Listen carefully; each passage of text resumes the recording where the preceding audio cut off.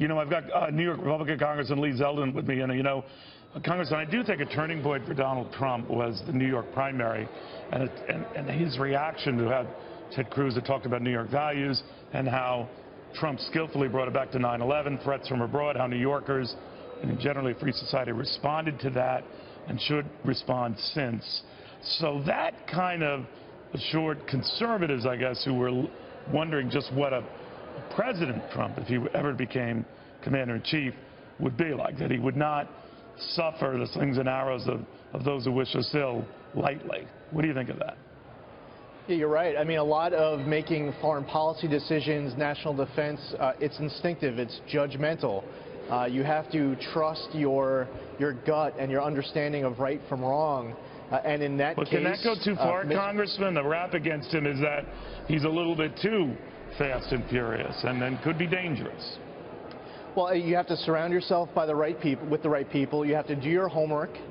You're not making instinctive, quick decisions all day, every day. Well, you said surround yourself with the right people. Do you want to hear from those people today, or who he is surrounding himself with outside of, on the business side, his friendship with Carl Icahn?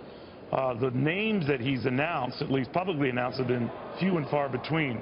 On the foreign policy side, do you know who he's talking to?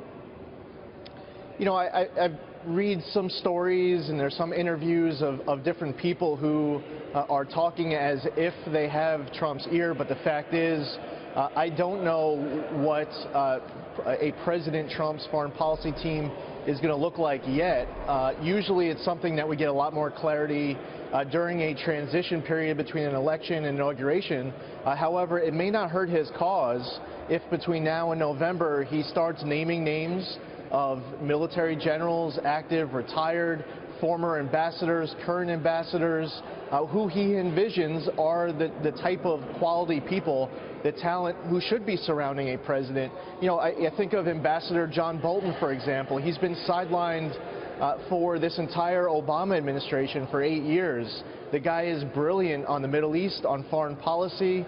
I think it would be great if we heard that someone like an Ambassador Bolton is providing advice on how to move forward with certain policies. So it can't hurt Trump's cause if he starts naming some names of people who are well respected for their knowledge and for their judgment. Well, it always depends on your perspective. You know, some might find Bolton a perfect sort of a counselor for a future president, if that's the case.